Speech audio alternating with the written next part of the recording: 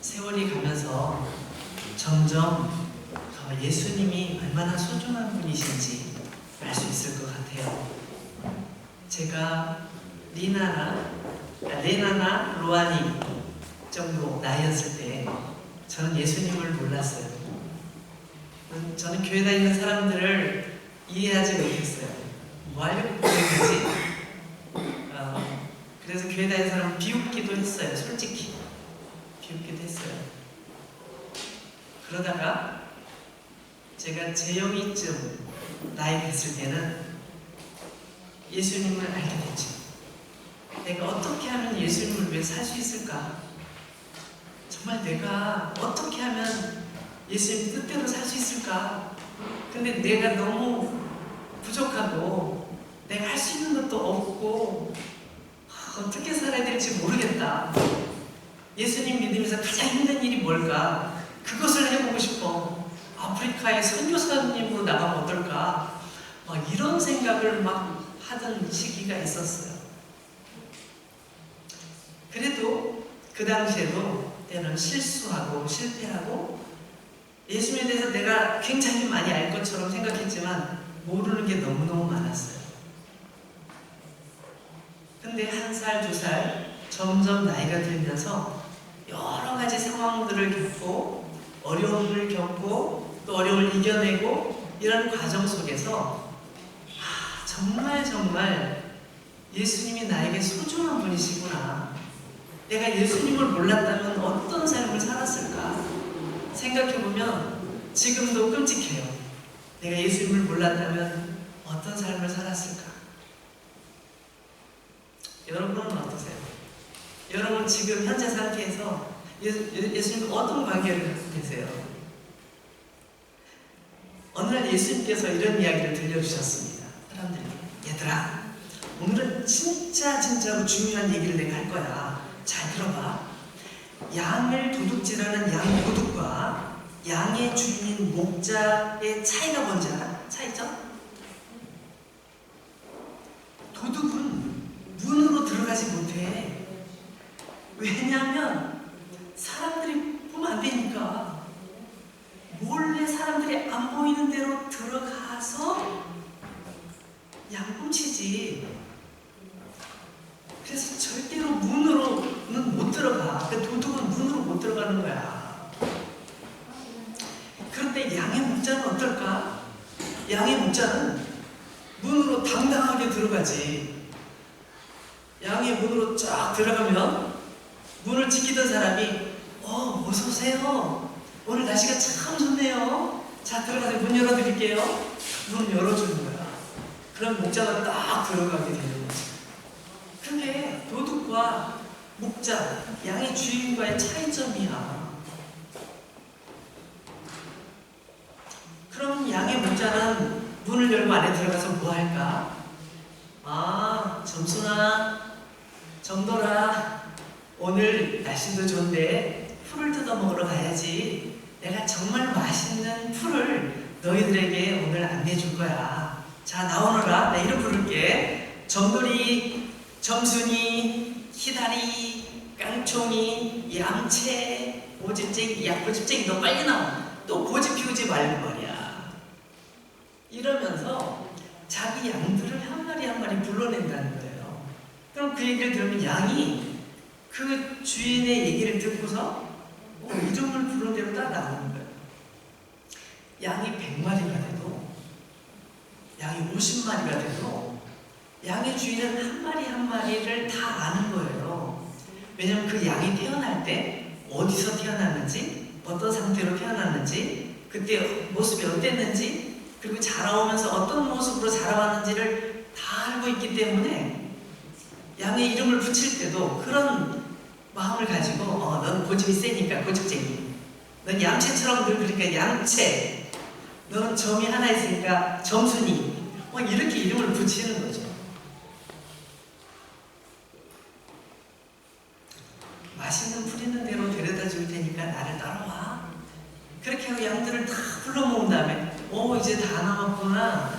그럼 이제 가자. 같이 나를 따라와. 그러면서 휘파람을 불면서 싹 걸어가는 거예요. 그럼 양들이 어떻게 해?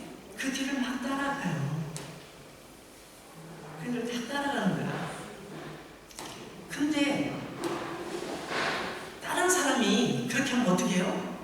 안 따라가. 예수님께서 다른 사람이 하면 어떨까? 안 따라가지. 그 사람이 어떤 사람인 줄 알고 따라가겠어. 양들은 겁이 많거든. 무서워가지고 다 도망쳐버려. 절대 안 따라가. 이렇게 예수님께서 말씀을 하고 계셨어요. 이게 제 얘기가 아니라 예수님의 말씀입니다. 오늘 10장 1절부터 6절까지 내용이에요. 제가 여러분 이해하기 쉽도록 편하게 이렇게 설명을 했어요. 예수님께서 그렇게 말씀하시니까 거기 듣고 있던 사람들이 오늘 왜 갑자기 예수님께서 이상한 말씀을 하시지? 예수님께서 원래 목수가 직업인데 목수를 그만두고 이제 양을 치는 목자가 되려고 하시나? 뭐 이렇게 생각한 사람도 있었겠죠? 어떤 사람들은 예수님 그 오병이어의 기적 있잖아요. 오늘도 뭐 떡을 만들든지 뭘 만들어 주셔야 되지 않겠습니까? 오늘 왜 안 하시지? 뭐 이렇게 생각하는 사람도 있었겠죠. 예수님께서 왜 그런 말씀을 하시나 이렇게 다들 이렇게 이상하게 생각하고 있을 때 예수님께서 이렇게 말씀하시죠. 얘들아, 내가 이 얘기를 한 것은 사실은 내가 선한 목자이기 때문이지. 내가 그 바로 선한 목자이기 때문이야 라고 말씀하시고 또 내가 그 양의 문이기 때문이야 라고 말씀을 하셨습니다. 한번 우리 7절을 읽어볼까요? 그러므로 예수께서 다시 이르시되 내가 진실로 진실로 너희에게 말하노니 나는 양의 문이라. 좀 전에 재미있는 얘기를 들려주실 때 사실은 예수님께서 그 내용 속에 내가 누군지를 너에게 가르쳐 주려는 거였어 라는 걸 이제 말씀하시는 거죠. 또 11절 말씀, 아까 읽었던 11절 말씀을 보시면 나는 선한 목자라. 나는 정말 좋은 착한 양들에게 좋은 목자가 바로 나야 라고 소개하시는 거예요. 사람들은 그 생각도 못하고 왜 이렇게 하시지? 이렇게 생각했던 거죠. 그래서 앞에 1절부터 6절까지 말씀을 자세히 살펴보면 4가지 종류의 예수님이 어떤 목자신지를 4가지 종류로 말씀해주고 있어요. 첫 번째, 예수님께서는 우리의 가장 믿을 만한 든든한 진짜 주인이시라는 것을 알려주고 계셔요. 이거는 예수님께서 우리의 삶을, 우리의 인생을 책임져 주신다는 의미를 가지고 있습니다. 여러분, 어떤 회사나 어떤 음식점이나 어디를 보면 주인이 있고 또 사장님이 있고 종업원들이 있어요. 사장님은 일을 같이 혼자는 할 수 없으니까 같이 하기 위해서 종업원들을 뽑아요.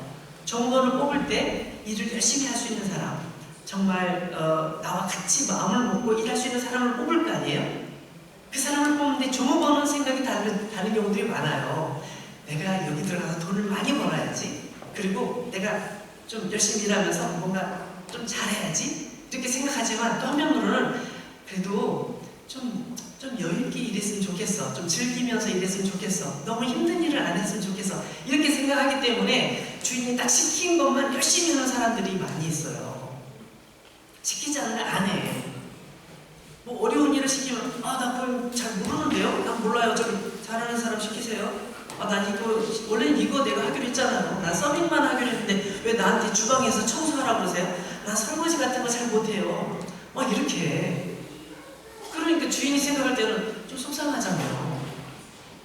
양을 시킬 때도 마찬가지예요. 주인이 다 지킬 수 없으니까 돈을 주고 오늘 하루만 와서 좀 우리 양 좀 봐줘. 그러면 알았어요. 잘 보고 있을게요. 양이 저기 쓰러져 있어. 그냥 저기 쓰러졌는데 왜 가만히 있어? 그냥 보라면서요. 보고 있어요 지금. 이렇게 종업원들은 일을 도는 사람들은 제대로 안 해요. 근데 주인은 어떻게 해요? 이 양은 내가 잘 돌봐야 돼. 건강하게 키워야 돼. 그래서 새끼도 잘 낳게 하고 또 이 양들이 늘 맛있는 풀을 먹는 곳을 내가 찾아다녀야지 늘 생각하는 게 주인의 마음인 거죠. 예수님께서는 나는 좋은 목자란다. 그래서 내 양들을 잘 도우려고 늘 생각하고 늘 계획을 세우지. 하시는 거예요. 12절 말씀 보세요. 12절에 보면 비교되는 종업원의 태도를 보여주고 있어요. 사꾼은 목자가 아니에요. 사꾼이라는 말은 나쁜 뜻이 아니고 돈을 받고 일하는 사람, 사장님이 아닌 사장님에게 돈을 받는 사람을 사꾼이라고 하는 거죠. 사꾼은 목자가 아니에요. 양도 제 양이 아니라 이리가 오는 것을 보면 양을 버리고 달아나나니 이리가 양을 물어가고 또 해치느니라. 그러니까 막 이리가 양들을 잡아먹으러 오면 이리가 나를 물지도 몰라 도망쳐 버리는 거예요. 양들이 물려가든 말든 상관. 왜냐면 그 양이 내 양이 아니니까. 이게 예수님 당시에도 그 돈을 받고 일하는 사람들이 했던 모습인가 봐요. 그러면 예수님은 어떤 분이라고요? 진짜 양들을 사랑하는 목자라는 거죠. 그래서 두 번째, 예수님께서는 우리의 모든 것을 아시는 우리의 목자라는 거예요. 좀 전에 우리 살펴본 것처럼 양의 이름을 정해주고 양이 100마리든 200마리든 500마리든 양을 보면 다 알아. 저 양이 엄마지, 아빠는 저 양이었지. 다 알아. 다 아는 거예요. 저 양은 늘 새침대기라 늘 뭘 시켜도 잘 안 해. 빨리 따라오래도 꼭 딴 곳으로 가. 뭐 말 잘 못 알아듣고 늘 그냥 앉아있으려고 해. 늘 게을러. 저 녀석은 좀 더 부지런했으면 좋겠네. 이렇게 다 일일이 아시고 다 기억하고 불러주시는 게 그 좋은 목자의 모습인데, 선한 목자의 모습인데, 예수님께서는 우리에 대해서 그렇게 아신다는 거예요. 우리가 예수님을 믿고 나서 느끼는 건 뭐예요? 예수님 나에 대해서 어떻게 그렇게 잘 아시지? 이 세상에 수많은 사람들이 있는데 그들 중에 어떻게 나를 부르셨을까? 내 주변에 예수 믿는 사람이 거의 없는데 어떻게 나를 부르셨을까? 제가 예수님 믿고 나서 놀랬던 게 그거예요. 우리 가족이 여러 분들이 계시잖아요. 근데 우리 가족 중에 예수님 믿는 사람이 나밖에 없는 거예요. 그리고 우리 가족들이 또 제가 아는 분들이 너 왜 교회 다니니? 라고 말하는 게 너무 많았어요. 그래서 제가 예를 들면 요한이 나이 많을 때 저는 그것 때문에 고민을 많이 했어요. 주변에 있는 분들이 왜 교회 가니? 요한이 같은 경우는 엄마 아빠가 교회 다니시니까 뭐 나오기 싫어도 와야 되고 어쩌면 뭐 즐거움으로 나오겠지만 그럴 때도 있을 거 아니에요. 근데 저는 그게 아니라 교회를 왜 가니? 라고 말하기 때문에 나는 왜 교회를 가야 되는지 그 이유를 알아야 됐어요. 난 정말 예수님에 대해서 너무나 알고 싶은데 아무리 기도해도 잘 모르겠고 성경을 읽어도 잘 모르겠어요. 그럼 난 잘 모르겠어. 내가 교회 가야 되는 이유를 알아야 됐어요. 하나님, 제가 왜 교회 가야 되죠? 제가 왜 예수님을 믿어야 되는 거죠? 나에게 알려주세요. 이렇게 기도한 적도 있어요. 난 정말 모르겠어요. 근데 난 교회를 오고 싶고 또 오면 참 마음이 편하긴 하지만 그게 다 이유가 다는 아니잖아요. 내가 왜 교회에 나와야 되지? 고민할 때. 그런데 난 정말 많이 힘들었어요. 근데 점점 예수님이 계신 건 알겠어요.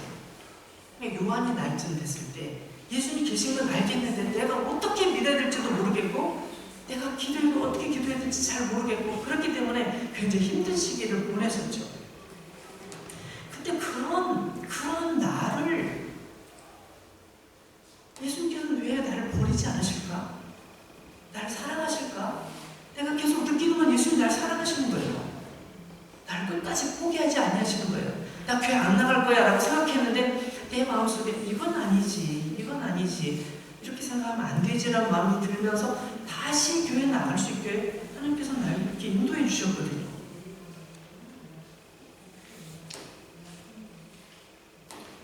참 예수님께서 내 마음을 살피는 게 너무 신기했는데 성경을 읽다 보니까 또 그런 분이 있더라고요.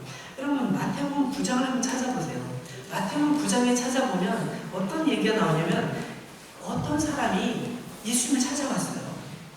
어떤 공무원인데 예수님 큰일 났어요. 제 사랑하는 딸이 죽었거든요. 조금 전에 죽었는데 예수님께서 오셔서 제 딸에게 손을 얹고 기도해 주시면 나을 것 같아요. 빨리 와서 좀 도와주세요. 예수님께서 그래요? 그럼 내가 가야지. 그럼 예수님께서 막 가고 있었는데 예수님 옆에 있던 사람들도 이게 무슨 일이야? 빨리 가보자. 우리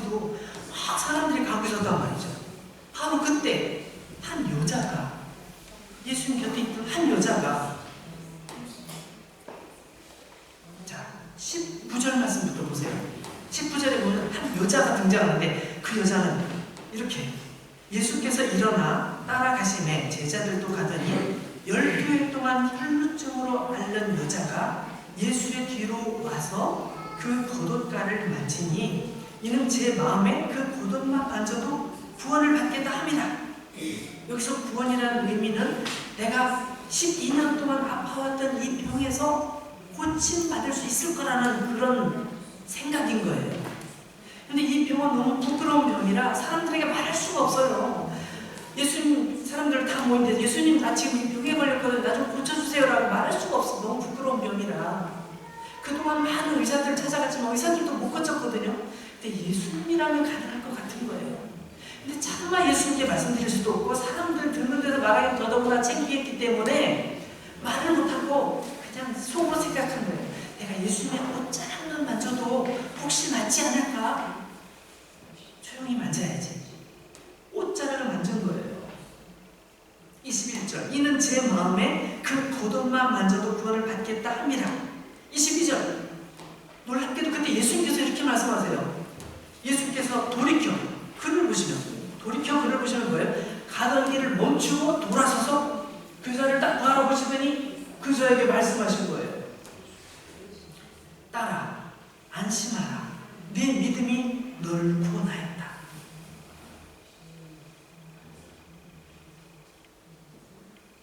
예수님께서는 그 여자의 문제를 알고 계셨어요. 어디가 아픈지,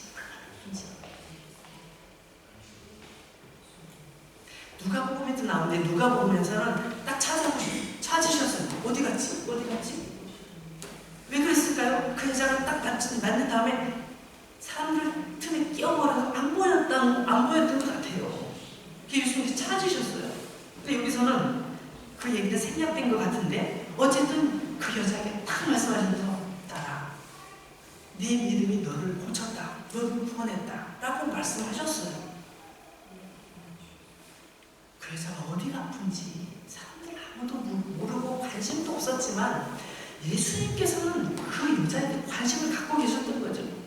예수님께서 나는 선한 목자다라고 말씀하시고 나는 정말 너희들에게 좋은 너희들을 잘하는 목자라고 말씀하시는 이유는 바로 거기서 증명이 되는 거죠.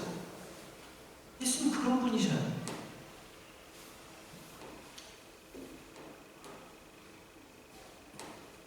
그때 예수님께서 따라 안심하라. 두려워하지 말아라. 걱정하지 마라. 내가 너를 발견했다고 걱정하지 마라.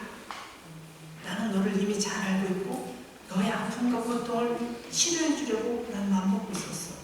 라고 말씀하시는 그 마음이 예수님 마음이 담겨 있는 거예요. 제가 아주 오래전에 들은 이야기인데 너무 인상 깊어서 늘 기억하는 얘기가 있어요. 여러분 미국에서 처음으로 자동차를 만든 사람 미국뿐만 아니죠. 세계에서 엔진오일, 그러니까 오일을 넣어서 자동차를 만든 사람 누군지 아세요? 헨리 포드. 유명한 사람이죠. 그 포드 자동차도 있잖아요. 포드 자동차를 만든 그 포드라는 사람이 자동차를 만들었는데 그 자동차가 진짜 미국에서 그 당시에 획기적인 성공을 일으켰어요. 근데 어떤 젊은 엔지니어가 그 포드 자동차를 샀어요. 근데 새 거를 살 만큼 돈이 없으니까 중고를 산 거야. 그리고 자기가 정비사였기 때문에 고장난 중고 자동차를 사서 싹 고쳤어요. 싹 고쳐가지고 이제 첫 출근을 하기로 마음먹은 거예요. 홈나게 딱 몰고 가려고. 그날 마침 겨울이었는데 자동차를 보고 쫙 가고 있었는데 길에서 딱 멈췄어요. 왜 멈췄지? 다 고쳤는데? 그래서 내려가지고 자동차를 보고 있는데 모르겠어. 어디가 고장난지. 아무리 지금 날씨는 춥고 빨리 출근해야 되는데 안 되겠는 거 막 고치고 있는데 어떤 고급 자동차가 다 가다가 딱 멈추더니 문을 열고 어떤 할아버지가 뭐 문제 있어요? 예, 차가 좀 고장나가지고요. 그래요? 제가 좀 도와드릴까요? 아니에요. 전 정비사입니다. 저 1급 기능사 자격은 정비사예요. 제가 고치면 됩니다. 그랬더니 그 할아버지가 안 가고 옆에서 저렇게 지켜보고 있는 거예요. 그래서 막 열심히 고치는데 고칠 수가 없는 거예요. 한참 동안 땀을 흘리다가 이거 어떡하지 막 그러고 있는데 제가 한번 손을 볼까요? 그 할아버지가 그러시는 거예요. 그러니까 뭐 아세요 자동차? 잠깐만요, 제가 한번 볼게요. 여기 이렇게 좀 보다가 한 군데 이렇게 딱 뭔가를 만지더니 한번 시동 걸어보면 이상한 할아버지가 다 했어. 시동을 딱 걸었는데 시동이 부르릉 걸리는 거예요. 그래서 깜짝 놀랐죠. 아니 어떻게 이 자동차를 어떻게 고장난 것을 아셨어요? 네? 그랬더니 그분이 하는 말이 사실은 제가 이 자동차를 만든 사람이에요. 제가 헨리 포드입니다. 딱 얘기를 했다는 거예요. 이 자동차를 설계하고 부품을 조립하고 만드는 일을 했던 그 사람이기 때문에 이런 증상이 나면 어디가 고장난지를 제일 먼저 아는 거예요. 수십 번 뜯었다 붙였다 막 다 했을 거 아닙니까? 실험 다 했을 거 아닙니까? 자동차에 대해서 누구보다도 잘 아는 사람이 그 헨리 포드였던 거죠. 저는 이게 마음속에 남는 게 뭐냐면 예수님께서 나에게 나의 모든 것을 알고 계시는 분, 나를 만드신 분이라면 정말 나의 모든 것을 아시는 거 맞구나. 이런 자동차 하나도 그런데 나를 만드신 분이 예수님이시라면 당연히 나에 대해서 모든 걸 아시지. 그래서 그런지 그게 지금도 생각이 나요. 제가 굉장히 어렸을 때 들은 이야기인데 정말 맞아 이런 생각이 듭니다. 예수님 우리에 대해서 너무나 잘 알고 계시다는 거예요. 우리를 창조하신 분이시기 때문이죠. 세 번째는 예수님께서 우리를 가장 좋은 곳으로, 가장 행복한 곳으로, 가장 풍요로운 곳으로 우리를 인도하신 분이라는 거예요. 여러분 시편 23편을 아십니까?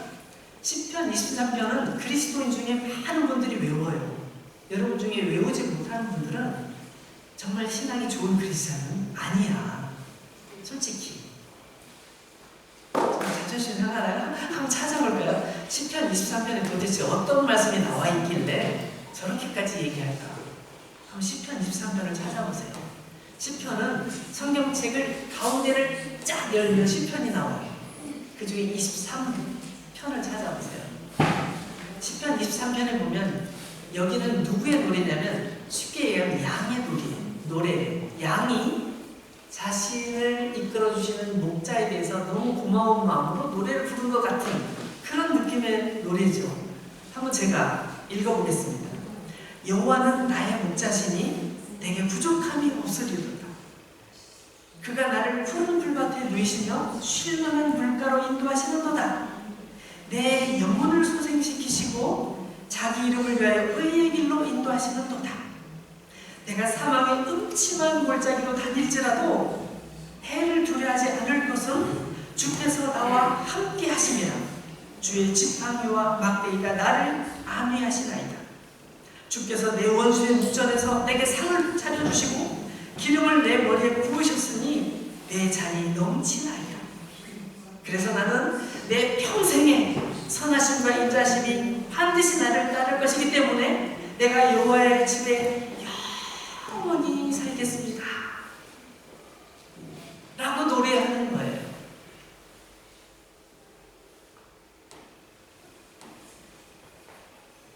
나를 가장 행복한 곳으로, 내게 꼭 필요한 인생길로, 내 후회하지 않는 삶으로, 그리고 이 땅에서뿐만 아니라 영원한 하나님의 나라까지 우리를 인도하시는 그분이 예수님이라고 예수님께서는 자신을 그렇게 소개하고 계신 거거든요. 네 번째, 선한 목자는 앞에서 먼저 가시면서 양들을 이끌어 주신다고 했어요. 예수님께서는 결코 뒤에서 채찍을 들고 빨리 가! 그것도 못해? 아이고 넌 정말 구제불능이야. 너 필요 없어 꺼져 이러시는 분이 아니라 언제든지 앞서가시면서 휘파람 불며 날 따라오면 좋은 일이 생길 거야. 날 따라와. 그래 어서와. 그래 그러면서 양들을 이끄시는 선한 목자라는 거예요.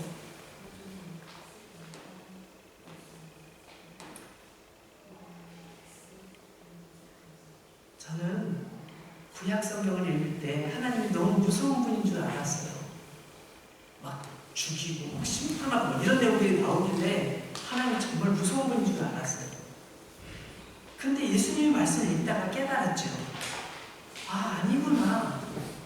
하나님께서 그렇게 강하게 말씀하신 거는 정말 우리가 하나님 앞에 바르게 서기를 원하셔서 말씀하신 거였구나. 하나님의 진짜 마음은 예수님 마음속에 다 들어있구나. 예수님께서는 그렇게 말씀하셨어요. 너희 약함을 알아. 너희의 부족함을 알지. 너희가 넘어질 때도 있다는 걸 알지. 그렇지만 나는 너희의 그런 것 때문에 너희를 사랑하는 거야. 그렇기 때문에 내가 필요한 거지. 너희들은 나를 떠나지 말고 내 안에 있어. 많은 열매를 맺었으면 좋겠다. 늘 그렇게 말씀하시는 예수님. 그래서 그런 성경을 읽다 구약 성경을 다시 읽어봤어요. 그랬더니 하나님께서 나를 너무너무 사랑하신다는 것이 구절마다 다 그대로 써있고, 내가 예전에 무섭다고 생각했던 구절이 너 이러면 절대 안 돼. 이러면 얼마나 불행한 일이 생기는지 알아? 이러면 절대 안 되는 거야. 이 길로 가야지. 이러면 너 나중에 큰 일을 당할 거야. 안 돼 라고 말씀하신 강조법이었다는 걸 알게 됐어요. 그 구약 성경을 읽으면서도 막 감사해요. 하나님께서 무서운 말씀하셨는데 감사해요. 내가 이렇게 하면 안 된다는 뜻이지 알면서 감사한 거예요. 그런데 예수님께서 이 네 가지 외에 한 가지를 더 말씀하셔요. 그게 바로 11절에 있는 말씀인데, 우리 11절에 있는 말씀을 다시 한번 볼까요? 11절 앞에 보면 나는 선한 목자라 이렇게 돼 있는데, 뒤에 부분 보면 뭐라고 나와 있냐면 이렇게 나와 있어요. 나는 선한 목자라. 선한 목자는 양들을 위하여 목숨을 버리거니와. 15절에도 또 나와 있어요. 15절 끝에 부분 보면 이렇게 나와 있죠. 나는 양 위하여 목숨을 버리노라. 양을 사랑하여 양을 위해 목숨을 버리신다는 걸 두 번이나 강조하셨어요. 여러분, 우리가 이건 이미 잘 알고 있어요. 이것은 예수님께서 십자가를 말씀하고 있어요. 우리를 위해 죽으실 십자가에 대해서 예수님께서 미리 말씀하신 거예요. 제자들은 몰랐어. 제자들은 그 십자가에 대한 얘기신지도 몰랐어요. 예수님께서 죽지 않으시고 우리가 오래오래 같이 계셨으면 좋겠어 라고 생각하고 있었을 뿐이죠. 몰랐어요. 근데 예수님 계속 이렇게 말씀하고 계신 거예요. 알아듣든 알아듣지 못하든 우리는 이미 알고 있어요. 예수님께서 이렇게 말씀하신 것은 우리 죄를 위해서 예수님께서 십자가를 지실 것을 말씀하고 계신 것이다. 예수님께서는 유대인들의 음모에 의해서 정말 말도 안 되는 재판을 받으셨어요. 이런 불법적인 재판이 있어서도 안 되는 재판이에요. 무죄한 사람이 음모에 의해서 죽임을 당하는 이 죽음에 몰아넣는 이런 재판은 정말 끔찍한 재판이죠. 이런 재판을, 불법적인 재판을 받으시고 빌라도의 법정에서 사형 선고를 받으신 다음에 로마 군인들이 가차없이 그를 조롱하고 채찍을 때리고 가시 왕관을 머리에 씌워놓고서 왕이시여 멋지시군요. 왕관을 쓰시니까 멋져요. 핏빛도 아름답군요. 조롱했어요. 예수 옷을 빨간 옷을 딱 입는 왕들이 입으시는 왕 옷을 입으셨습니다. 아주 멋지군요. 괜찮아요. 침을 뱉으면서 조롱했어요. 온갖 조롱을 하시고 따귀를 때리시고 그리고 채찍질을 하시고 골고다 언덕을 끌고 올라가셨어요. 그리고 골고다 언덕 꼭대기에 십자가에 죽게 하셨죠.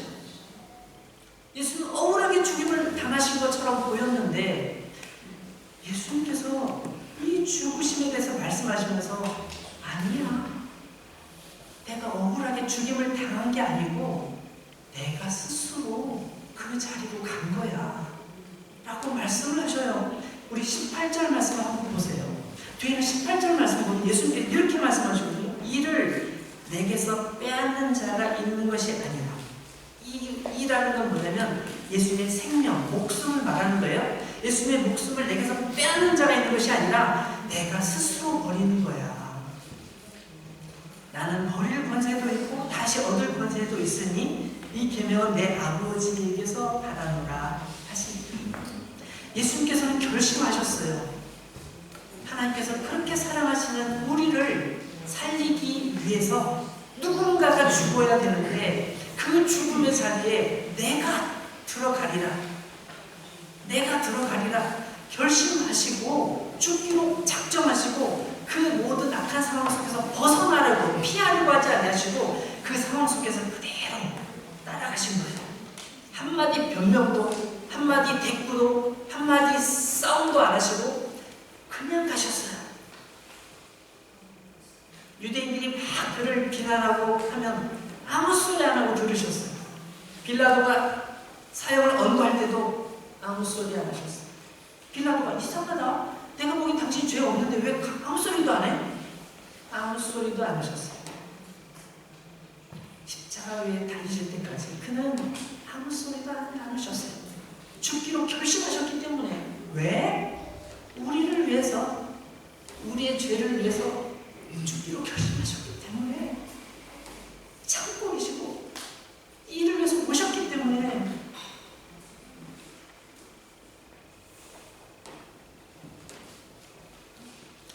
자기 양을 사랑하시는 예수님의 모습이에요.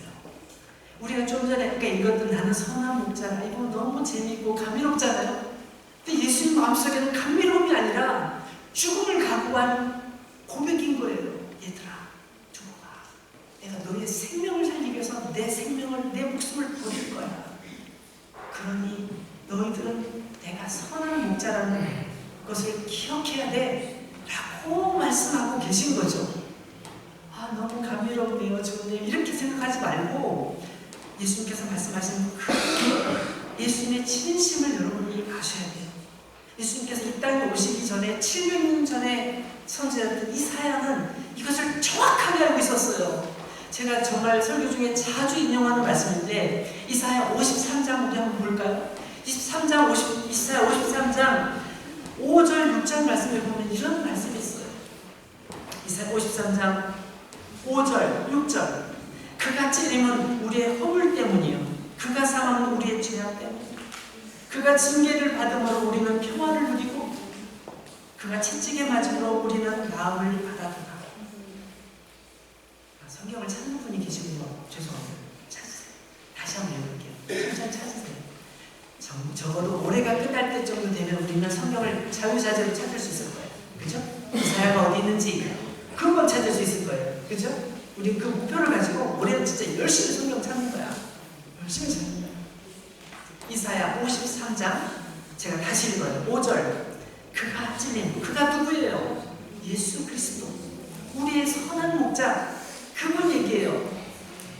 그가 찔림은 우리의 허물 때문이요 그가 상함은 우리의 죄악 때문이라. 그가 징계를 받음으로 우리는 평화를 누리고 그가 채찍에 맞음으로 우리는 나음을 받았다. 우리는 뭐 같아서? 다 양 같아서 그릇 행하여 각기 제 길로 갔거늘. 저는 잘 모르겠는데 양들은 늘 고집이 세고 잘 기억 잊어버리고 제 맘대로 다닌대요. 주인의 말을 잘 안 듣는데요. 눈도 얻어서 멀리도 보지 못하고 주인이 정확히 가면 길을 잃어버리고 엉뚱한 데로 간대요. 우리는 다 양 같아서 그렇게 하여 각기 제 길로 갔거늘 여호와께서는 우리 모두의 죄악을 그에게 담당시키셨구나. 예수님께 다 맡기셨다는 거예요. 우리의 모든 죄를. 그래서 그분은 우리의 죄 때문에 죽으셨다는 거예요. 예수님께서는 우리를 위해 땅에 오셨습니다. 우리의 모든 것을 용서하시고 우리를 끝까지 사랑하시기 위해서, 우리를 죄와 사망의 법에서 보호하시기 위해서, 악한 원수 사탄 마귀의 그 억압 속에서 우리를 해방시키시기 위해서 이 땅에 오셔서 얘들아 내가 너의 선한 목자란다. 내게 귀를 기울여봐. 내게 와봐. 나에게 와라.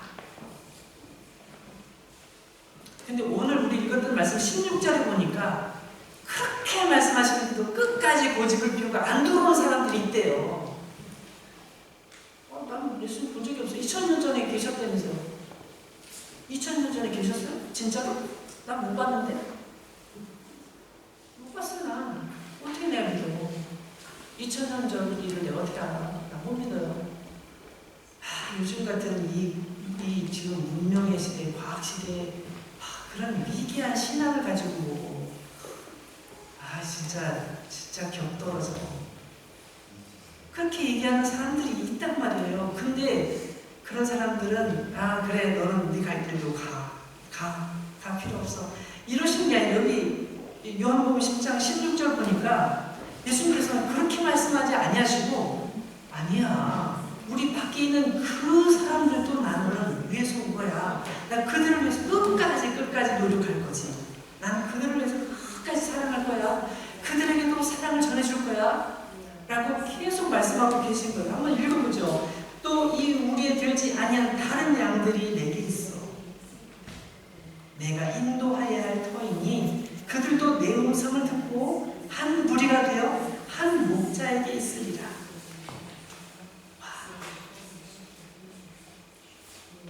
제가 예전에 어떤 사람 전도할 때 그분이 굉장히 이렇게 좀 이렇게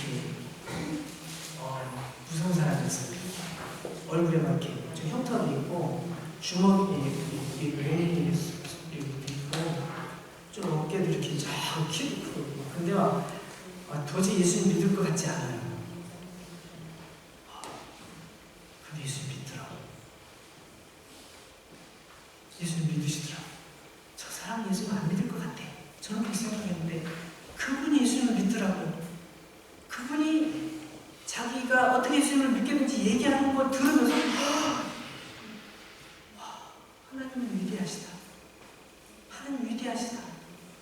내 마음이 얼마나 진짜 정말 너무 부끄러웠어요. 하나님은 끊임없이 모든 사람에게 찾아가셔서 그들에게 하나님의 사랑을 전해주시고 그들이 하나님의 자녀가 되도록 도우시는 거예요. 사랑하는 여러분, 우리는 예수님의 사랑을 받고 계신 한 마리의 양과 같은 사람들입니다. 예수님의 사랑을 받고 계신 여러분들, 여러분 예수님의 엄청난 사랑을 받고 계셔요. 여러분이 몰라서 그렇지 느끼시는 분도 계시지만 모르시는 분도 계시잖아요. 우리 자신을 볼 때 한없이 연약하지만 예수님의 사랑이 있기에 우리는 날마다 우리 자신에 대하여 포기하지 않고 하나님 앞으로 나아가야 되는 거예요. 나를 바라보지 말고 이렇게 부족한 나임에도 불구하고 포기하지 않으시는 예수님이 계시기에 나는 하나님 앞으로 날마다 나아갑니다. 라고 고백해야 되는 거예요. 예수님께서 우리를 사랑하시는 것처럼 우리도 우리의 선한 목자이신 예수님을 사랑합시다. 그분을 의지합시다. 그분을 따라갑시다. 같이 기도하겠습니다.